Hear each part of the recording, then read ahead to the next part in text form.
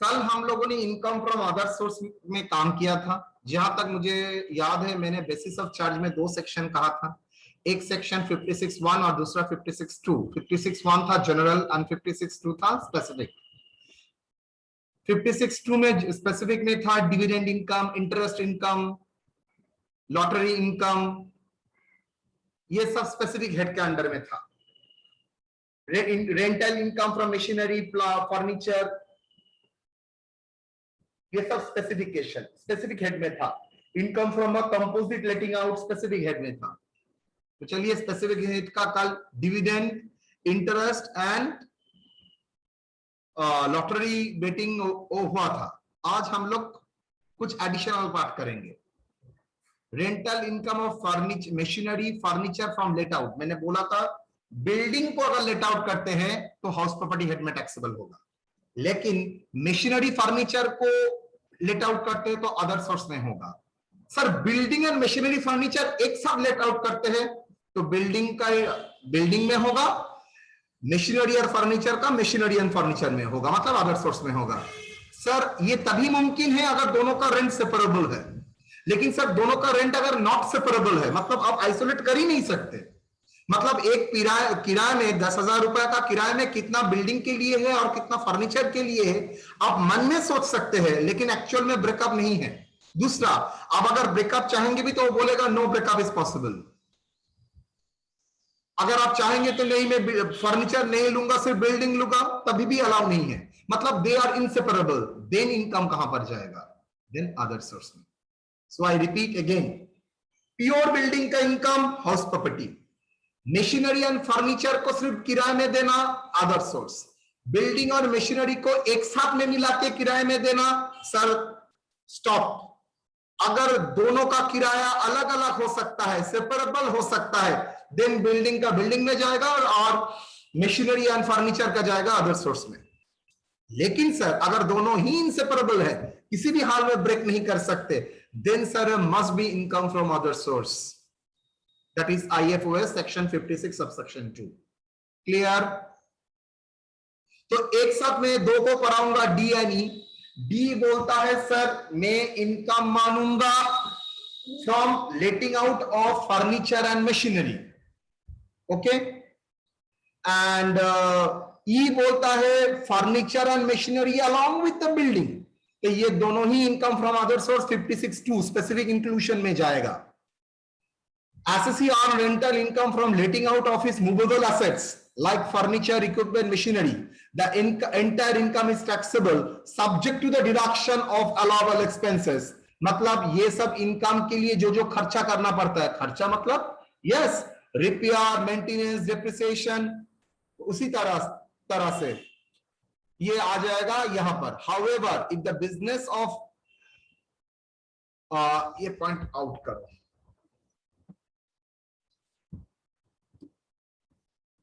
Illustration बाद में दूंगा। दूसरा,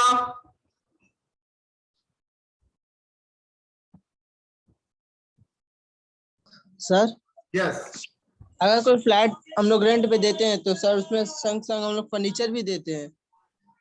अगर फर्निश फ्लैट देते हो तो वही ना सवाल है। क्या मैं फर्निश फ्लैट में जो फर्नीचर दे रहा हूं वो क्या सेपरेबल है ना नॉट सेपरेबल है? मतलब ऐसा कोई कंडीशन है जो मुझे फर्नीचर सहित ही लेना पड़ेगा, विदाउट फर्नीचर नहीं लेना पड़ेगा?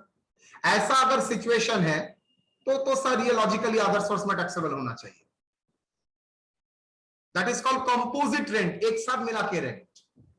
सर बोलो सर, किसी का बिजनेस ही है मशीन फर्नीचर ये सब किराए पे देना, तो जिसी का बिजनेस है तो हम लोग इसका 2 ऑप्शन है। ये IFOS में भी जा सकता है और ये बिजनेस इनकम में भी आ सकता है, इवन ये स्पेसिफिक इंक्लूजन है।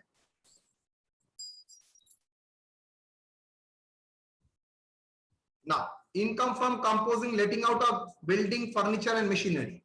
Assessee on rental income from a letting out of his movable assets like furniture, equipment, machinery along with immovable assets. मतलब movable asset के साथ immovable asset, that is building, land दे रहा है।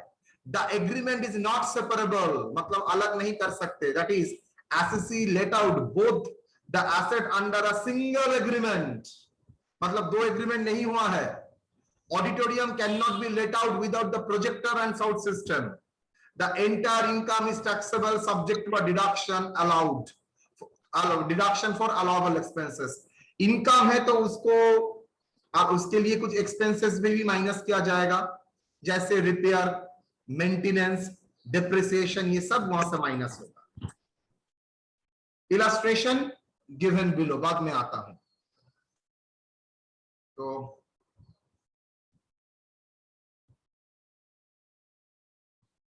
कहां रखा था? हाँ,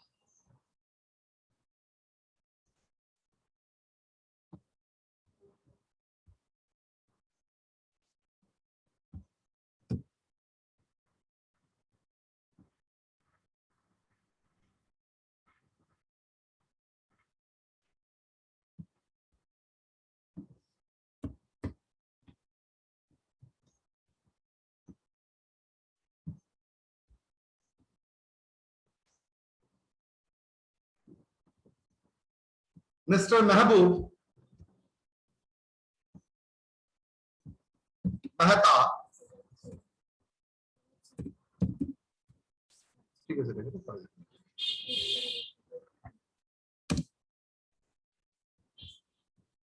has let out his house for a conducting online classes to a coaching institute along with a computer equipment, video camera, sound system and internet facility.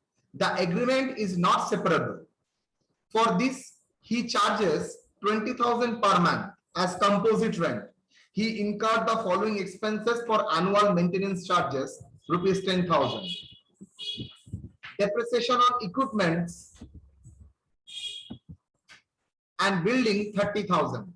Repair charges 3,000. Insurance 5,000. Compute the taxable income of Mr. Mehta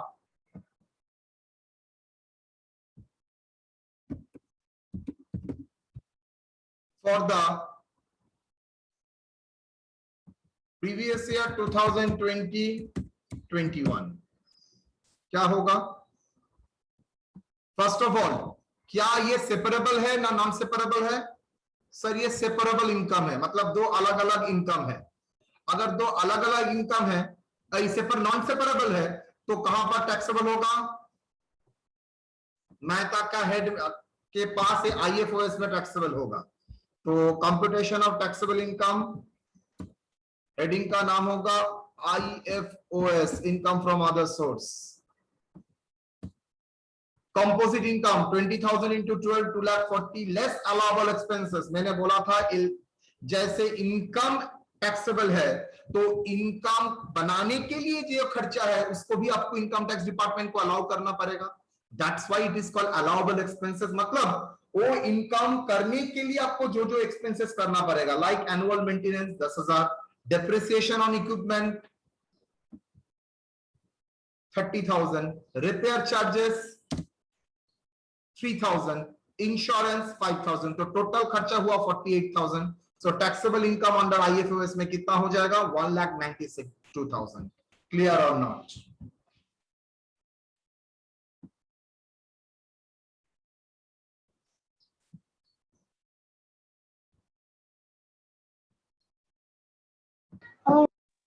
yes sir. मैं इसके साथ और एक add करूंगा, during the year he let out projector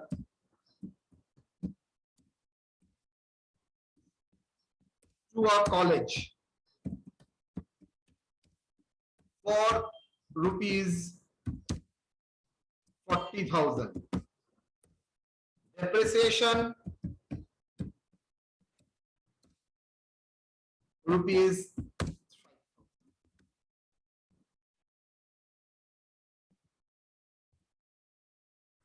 तो जैसे composite rent taxable हुआ है, और एक भी चीज आएगा क्या?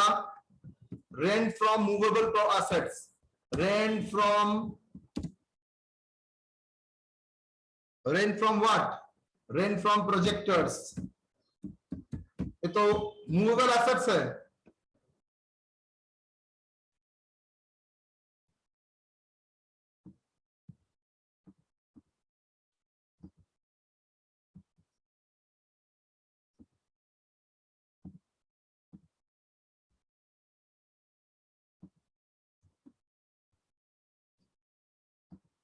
$240,000,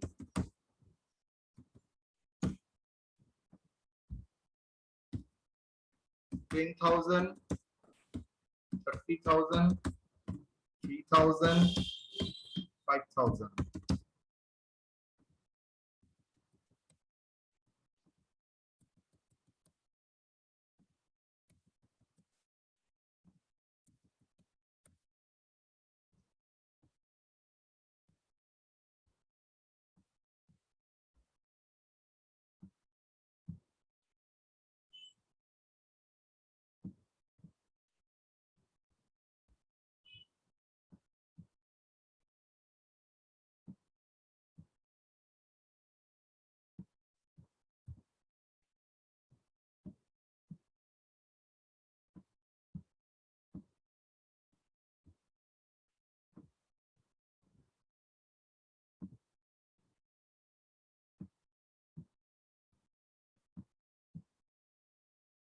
बोलो, how much? 48,000.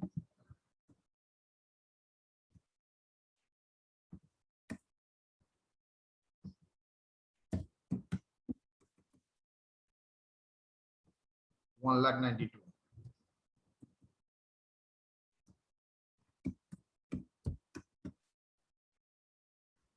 Rain from projector, how much?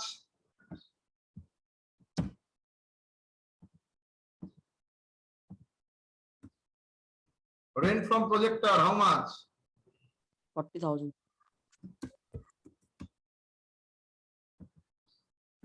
Less. Allowable, because ये इनकम करने के लिए आपको कुछ खर्चा तो अलाउ करना ही पड़ेगा. Allowable expenses.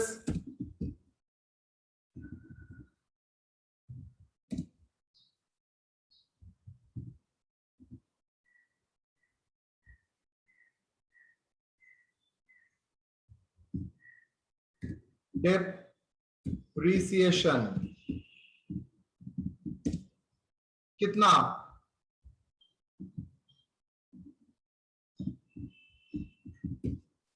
5,000.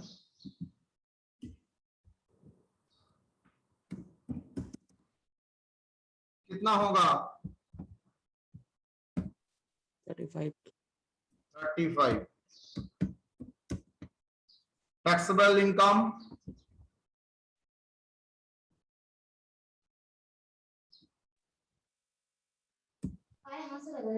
$227,000. 227,000. That is a taxable income.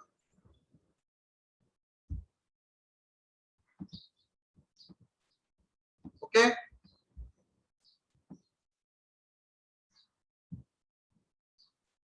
Done.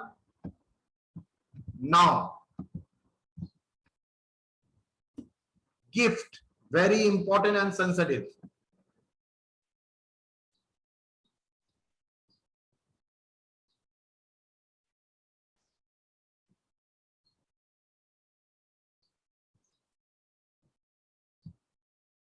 Gift in form of cash, immovable property, immovable assets, and movable assets.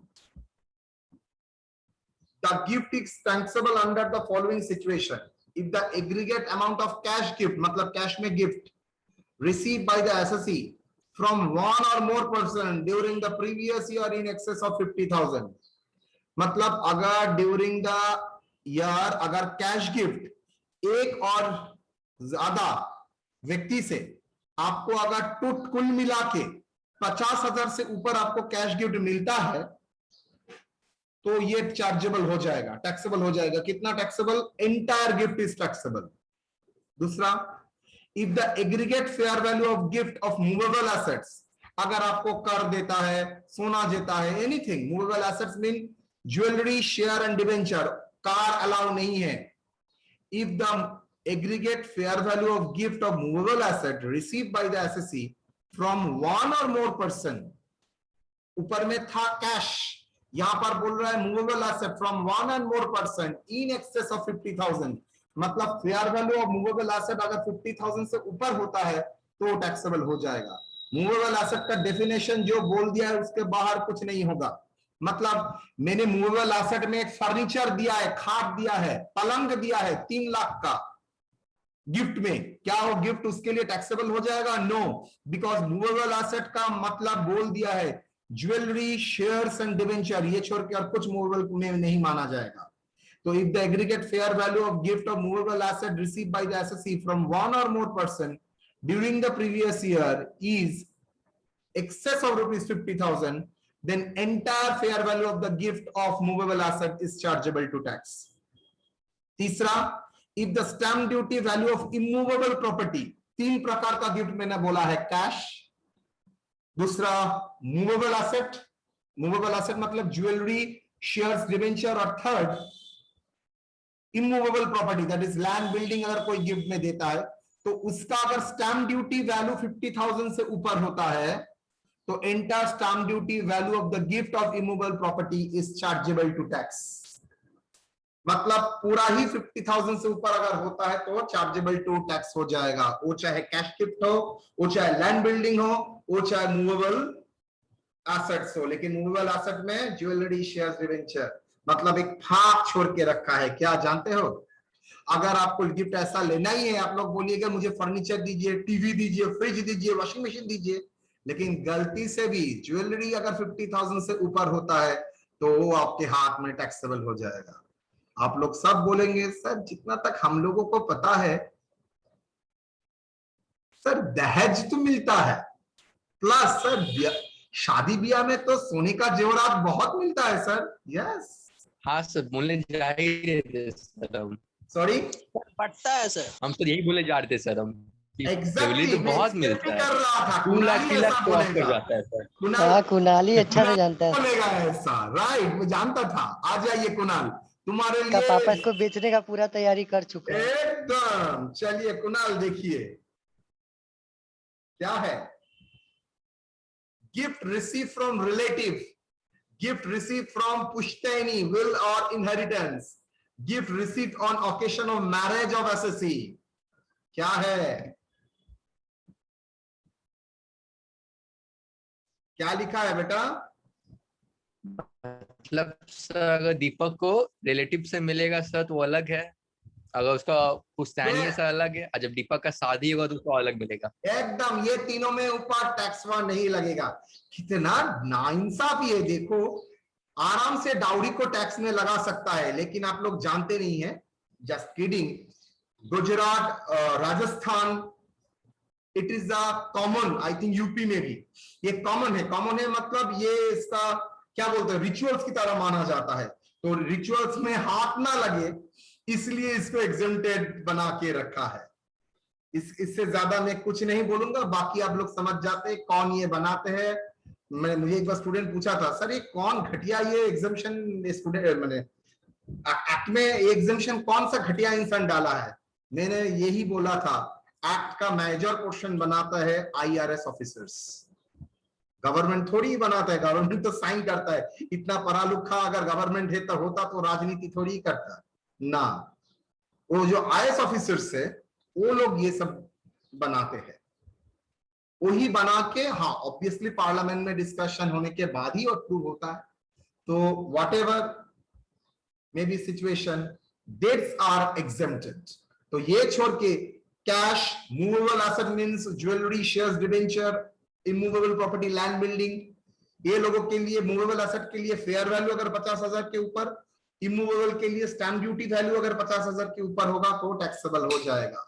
और कैश गिफ्ट है, शादी में मिलेगा तो नहीं, अदर देन शादी में मिलेगा, टोटल 50,000 से ऊपर होगा तो टैक्सेबल हो जाएगा।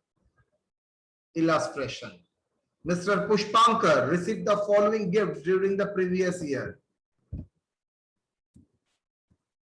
2021, compute taxable gift, क्या क्या है? Cash gift received from his mother, cash gift received from friend Rahul। अच्छा बोलो, कैश गिफ्ट फ्रॉम मदर क्या होगा? आप लोग से पूछता हूं। Not taxable sir. टेम्पटेड हो cash gift from mother, exempted होगा सर, क्यों? रिलेटिव है सर। रिलेटिव रिलेटिव है, very good. Cash gift from his friend Rahul, taxable sir. Taxable, non taxable sir. Cash 50,000 gift at the time 50 of पार नहीं हुआ sir, non tax. अरे हाँ, धीरे धीरे देखते हैं। Cash gift at the time of marriage, exempted sir, हाँ अच्छा पहले बोलो तो 45,000 क्या होगा? Non taxable sir. नॉट क्यों? टैक्सेबल। क्यों क्यों क्यों? 50,000 50 से से कम ज्यादा नहीं। Very good, very good. Car receive from as a gift from the friend, exempted है सर। सर वो नहीं आएगा, लिस्ट में नहीं था मूवेबल का। Friend gifted golden chain, market value 1 lakh, taxable है सर। टैक्सेबल है सर। वेरी मच टैक्सेबल है। टैक्सेबल। सर कार के लिए कोई प्रोविजन नहीं है? नो नो नो, इतना महंगा कार देगा तो भी exempt? exempted, yes. His friend gifted a golden chain, fair value बोल दिया। Receive from a friend land, land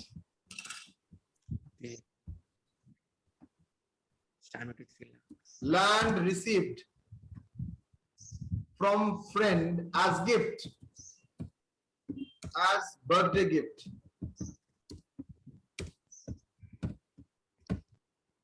क्या होगा? Taxable sir. Taxable, yes, because 50,000 से ऊपर है। ओके चलिए आ जाइए। Cash gift receive from his mother, non chargeable. Cash gift from his friend Neel, क्यों नॉन, रीजन क्या है?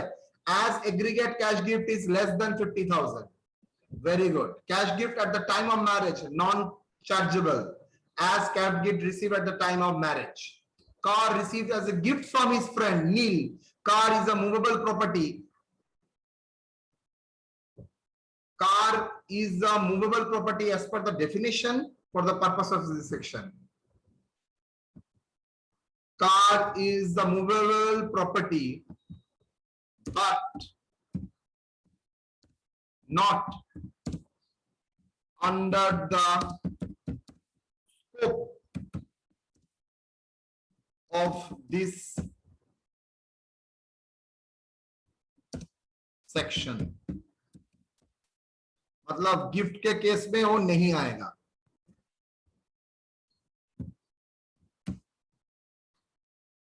His friend gifted him a golden chain, taxable. Receive from a friend land, taxable.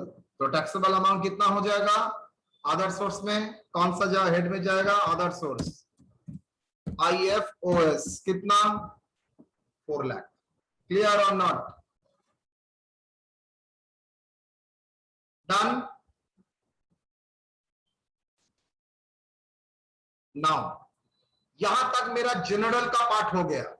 अब मेरा स्पेसिफिक का part आएगा, जहां पर मैंने बोला स्पेसिफिक का कोई नाम नहीं है। जो बाकी हेड में नहीं आएगा वो अगर एग्जेम्प्टेड नहीं है तो टैक्सेबल हो जाएगा। तो व्हाटएवर में भी, तो जो भी ऐसा कोई इनकम होगा टैक्सेबल तो होगा, लेकिन डिडक्शन क्या मिलेगा देखना पड़ेगा। 2 प्रकार का डिडक्शन है। स्पेसिफिक डिडक्शन एकदम स्पेसिफिकली बोल दिया है फैमिली पेंशन के लिए, that is 1/3 of the family pension and 50,000। Okay, general deduction में बोल दिया है for other categories of income, expenses necessary to earn the income, maintenance expenses that is depreciation, repair, insurance, expenses neither capital in nature non in personal in nature. तभी बाकी expenses को हम लोग allowable expenses बोल के दिखाएंगे। No deduction is available for exempted income, winning from winning from lottery, crossword puzzle, card games, house race, betting. Very very important ये दो, too much important।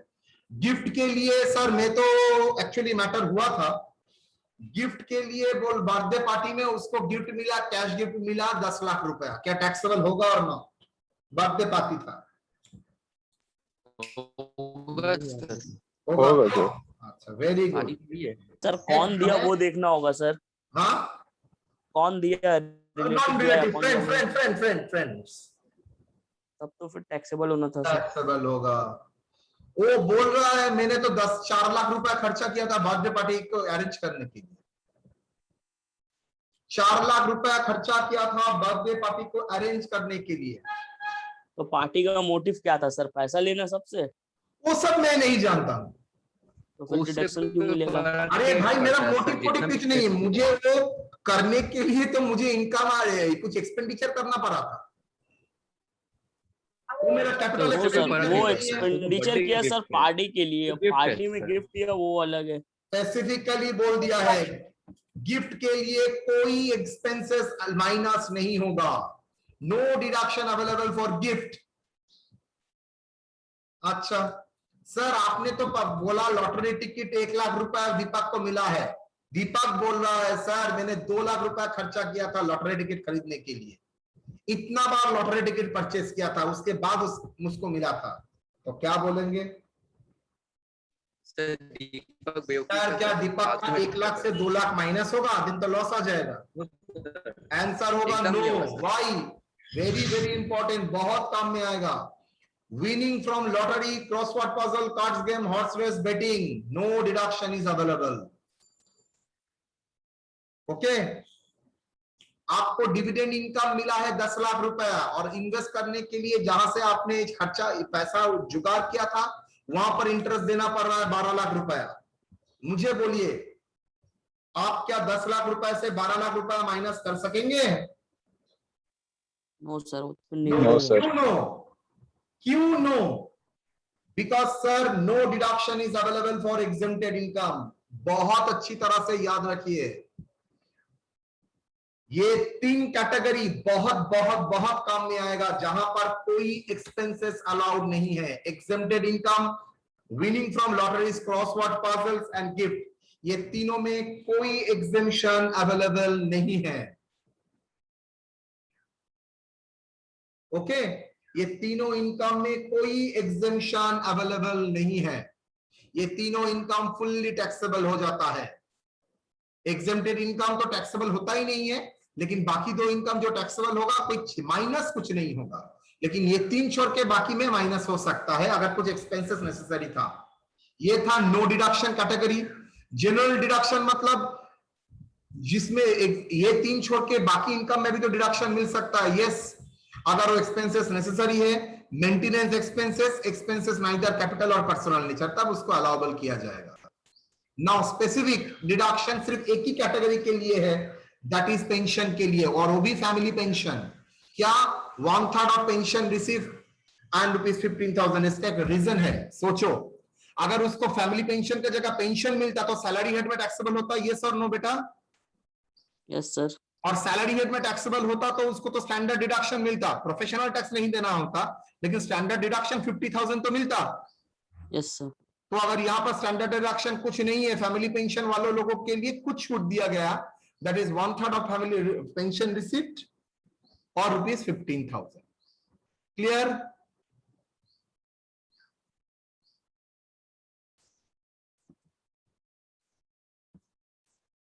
यहां तक कोई सवाल?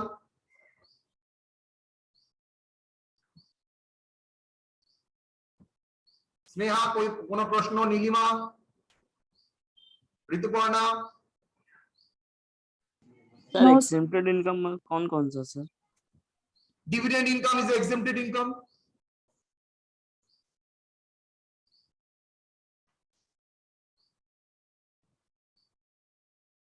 एनी सवाल?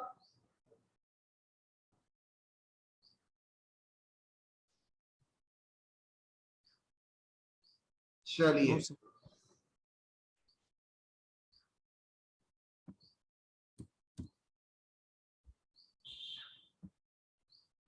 Mr. Imran has taken the house on rent from Nisha on a monthly rent ₹8,000 since 1/4/2018.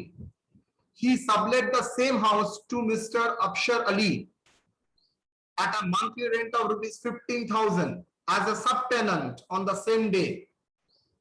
In addition to rent, he has paid maintenance expenses 500 per month and incurred the repair expenses 10,000 for the previous year 2021. Compute the taxable income in the hands of mister Imran for that previous year. बोलिए। It is a situation of subletting. Subletting का मतलब आप original owner नहीं है, आप खुद किराए में रहते हैं, आप उस घर को किराए में देते हैं। आप लोग जानते हैं खिदिरपुर कॉलेज के सामने जो छोटा एक बस्ती है एकदम कॉलेज के एंट्रेंस के सामने, वहां पर बहुत छोटे छोटे घर है जो कॉलेज का ही जमीन है। वहां पर ओरिजिनल जो ओनर, वो लोग क्या किया, वो लोग अब यहाँ पर नहीं है, लेकिन वो दूसरे को किराए में देके गया है। एक कॉलेज का किराए में रहता है, दूसरा बात है कॉलेज को भी पैसा नहीं देते हैं, लेकिन वो घर वो किराए में दे के जाते हैं। ये बहुत सारा जगह में होता है, दैट इज सबलेटिंग। उसके पास एक लेट आउट प्रॉपर्टी है, मतलब वो किराए में लिया है, कम दाम में किराए में लिया है, बाप पुराना किराए का घर है, किराया भी नहीं बढ़ रहा है। अब वो क्या करना चाहता है, वही किराया का घर दूसरे को देना चाहता है। मतलब पुराना किराएदार था, वो खुद था, इसलिए 8,000 रुपया देता था। इसके बाद वो दूसरे को, जगह का भाव बढ़ चुका है, इसलिए उसका रेंट नहीं बढ़ा, लेकिन वो जिसको दे रहा है उससे वो 15,000 रुपया फेच करना चाहता है, ले रहा है। तो इसको सिचुएशन बोलते हैं सबलेटिंग। आपका घर आप किसी को दे रहे हैं, दैट इज लेटिंग। वो जो मतलब आप मिस्टर एक्स वाई को दे रहे हैं, तो एक्स एंड वाई था लेटिंग। वाई अगर जेड को दे रहा है तो वो हो जाता है सबलेट। मतलब खुद का घर अगर किराए में देता हो तो लेटिंग, मैं खुद किराएदार हूं, मैं दूसरे को किराए में दे रहा हूं, अगर मैं ऐसा अगर करता हूं तो वो हो जाता है सबलेटिंग। क्लियर और नॉट? इसका नाम हो जाएगा subletting. Okay. Income from subletting 15,000 into 12 करके 1,80,000। और खर्चा देखिए, ये इनकम करने के लिए उसको 3 खर्चा करना पड़ता है। एक, उसका रेंट देना पड़ता है निशा को 8,000 रुपया करके, तो 8,000 इंटू 12 96,000। मेंटेनेंस चार्ज देना पड़ता है 500 इंटू 12 6,000। और रिपेयर चार्ज देना पड़ता है 10,000। तो 1,22,000 उसका खर्चा हुआ और इनकम हुआ 1,80,000। तो टैक्सेबल इनकम कितना आ जाएगा? 58,000। That is income from subletting. Done? Yes, sir. 1,80,000 income, जहां से निशा को रेंट पेमेंट किया, मेंटेनेंस चार्जेस दिया, रिपेयर चार्ज पे करने के बाद उसका नेट इनकम हुआ 58,000। एकदम सिंपल। नाउ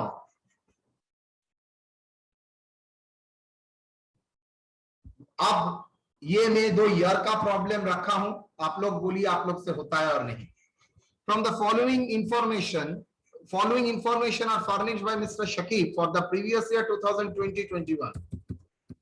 वो 68,000 होगा जो 58 आप बोल रहे थे। वो 68 होगा ना? 1,12,000 होगा। 1,80,000 1,12,000 होगा सर। ना, 96,000 plus 6,000 plus 10,000, 1,12,000, राइट। पंकज एकदम एक्सट्रीमली दे रहा है। ठीक है Pankaj? Yes sir. Sorry Pankaj. Yes okay.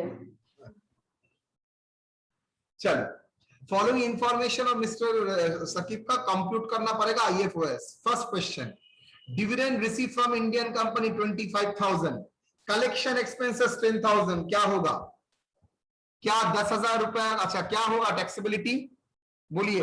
Exempted Exempt sir, Indian company। तो इनकम है, लेकिन एक्सपेंसेस पे तो है 10,000। इनकम नील, तो लेस एक्सपेंसेस 10,000 होना चाहिए। यस और नो? No sir. क्यों? सर इनकम ही नहीं तो उसका एक्सपेंस हम क्यों लेंगे? एक्सपेंस क्या लेंगे sir? No deduction is available for exempted income. Clear or not? Yes, sir. तो पूरा ही एक बार फिर नहीं। से बोलिए ना सॉरी, सर, एक बार फिर से बोलिए। अगर इनकम ही एग्जेम्प्टेड है तो उसके लिए रिलेटेड एक्सपेंसेस अलाउ ही नहीं है। जो इनकम ही नहीं है तो उसका एक्सपेंसेस अलाउ कैसे करूंगा? अगर मैं उसको इनकम बोल के ही मानता नहीं हूं, अगर इनकम बोल के मानता हूं तब वो इनकम करने के लिए क्या खर्चा आता है। अगर मैं उसको इनकम ही नहीं मानता हूं तो उसका लेस एक्सपेंसेस कैसे होगा। Yes, sir. Okay Yes, sir. एकदम। B interest from investment in 14% debenture in Tata limited 40,000, मतलब डिवेंचर से इंटरेस्ट मिल रहा है 40,000, कलेक्शन एक्सपेंसेस 5,000। सर ये क्या एग्जेम्प्टेड इनकम है? जितना तक मुझे याद है नो। अगर ये मेरा एग्जेम्प्टेड इनकम नहीं है तो सर ये एक्सपेंसेस अलाउबल एक्सपेंसेस आएगा, यस और नो। अगर इनकम मैंने कंसीडर करता हूं तो एक्सपेंसेस भी मुझे कंसीडर करना पड़ेगा, तो 5,000 लेस हो गया।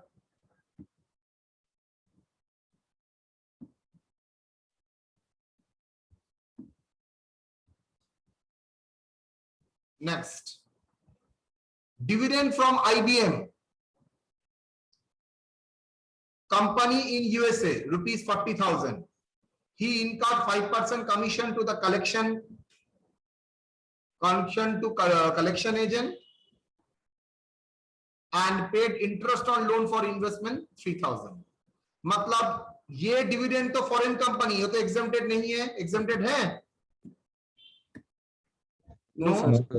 इंडियन कंपनी का डिविडेंड एग्जेम्प्टेड है तो एक्सपेंसेस भी अलाउ होगा, तो 5% on 80,000 4,000, interest on loan taken 3,000, तो माइनस हो जाएगा कितना 7,000, करने के बाद 77,000।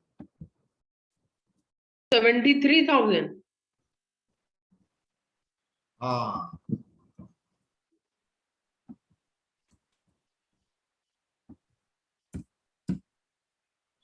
ओके 1,08,000 नीचे 1,08,000 8,000. ओके। चलिए मैं और एक चीज बढ़ा देता हूं,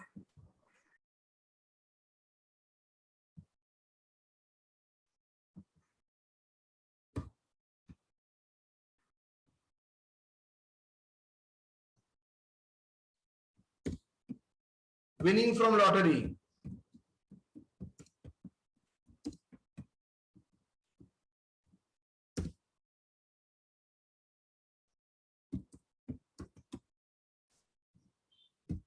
net of TDS,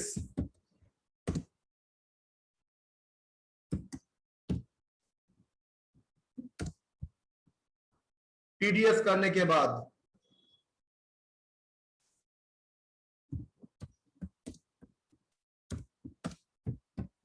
cost of purchasing ticket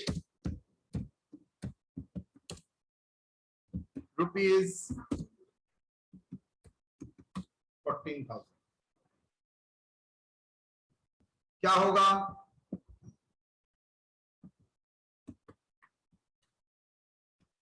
और एक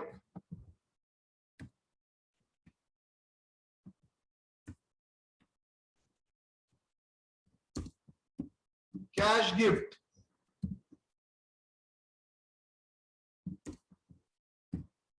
receipt from friend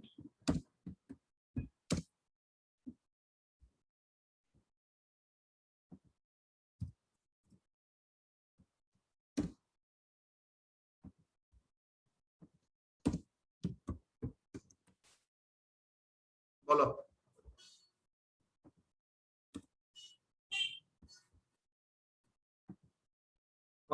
D, winning from, not income, from lottery, winning from lottery क्या होगा?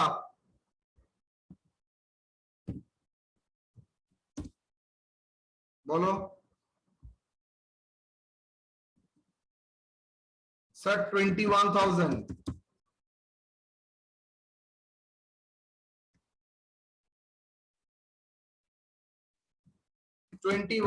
that is after TDS, yes or no?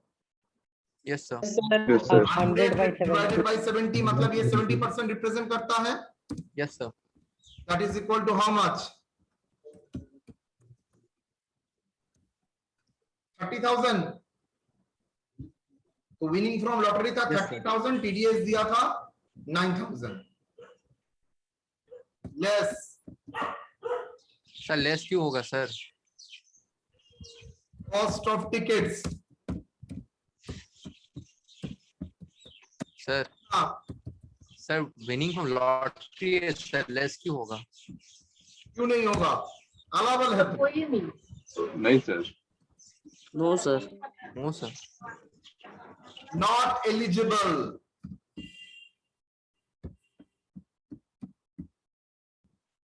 Okay, yes sir. Very good.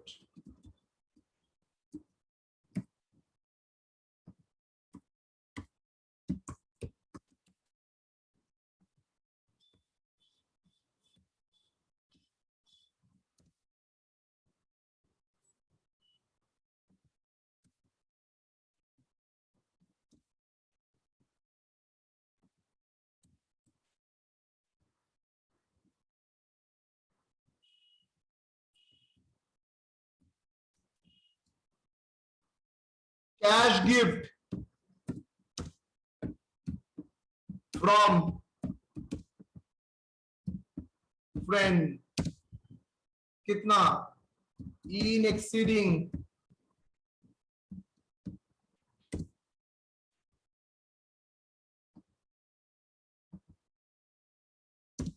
rupees 50,000। तो क्या होगा? क्या taxable होगा ना? पूरा ही टैक्सेबल होगा। पूरा टैक्स 50,000 के ऊपर। दैट इज नो 50,000 के ऊपर के नहीं। हाँ हाँ हाँ, पूरा टैक्स बाबा सर फुल्ली। नहीं करता है। क्या लिखा है बेटा? The entire amount of gift received in cash is chargeable to tax. ठीक है, entire amount yes sir. That is 70,000।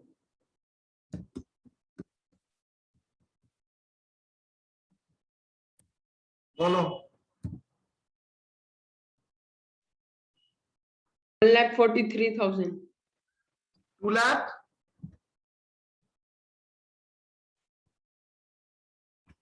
1 lakh 2 lakh 2 lakh 8। Okay,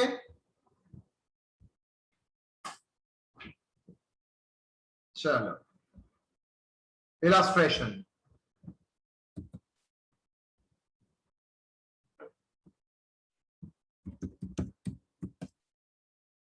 family pension receive for our father, तो फैमिली पेंशन 1,80,000। तो पर्सनल खुद का pension नहीं है तो IFOS में टैक्सेबल होगा। डिडक्शन मिलेगा 1/3 of the pension, that is 1,80,000 का 1/60 and statutory limit 15,000। So lowest कौन है? 15,000। 1,80,000 से 15 माइनस होके 1,65,000 बाहर आएगा। Remuneration as a guest lecturer, दूसरे जगह पढ़ाता है तो उससे पैसा मिलता है taxable. Cash gift receive from a friend on her birthday 70,000, पूरा ही टैक्सेबल हो जाएगा। एग्रीकल्चरल इनकम बांग्लादेश से आ रहा है, मैं आपको फॉर इंफॉर्मेशन बता देता हूं, agricultural income is exempted in India, लेकिन agricultural income from Bangladesh is taxable. Okay, एक बार और बोले तो sir. Agricultural income in India is taxable exempted, लेकिन agricultural income outside India is taxable. तो agricultural income from Bangladesh fully taxable, fully taxable. Done? Yes sir. बोलो कोई सवाल? कोई सवाल यहां तक? No, sir sir. Agriculture income नहीं समझ आया सर। एग्रीकल्चर इनकम मतलब खेती बाड़ी से इनकम। सर बांग्लादेश से है तो टैक्स, अगर इंडिया में ही हुआ तो टैक्सेबल होगा, अगर इंडिया में होगा तो नॉन टैक्सेबल है। इसके ऊपर एक चैप्टर डेडिकेटेड है, मैं पढ़ाऊंगा। सिर्फ इतना अभी तक जान के रखो, एग्रीकल्चरल इनकम अगर इंडिया में है तो नॉन टैक्सेबल एग्जेम्प्टेड, लेकिन इंडिया से बाहर से आता है it is like a dividend. India में होता है तो नॉन टैक्सेबल, इंडिया से बाहर से आता है तो taxable. Sir non taxable means पूरा ही टैक्सेबल नहीं है। ना, एकदम टैक्सेबल नहीं है।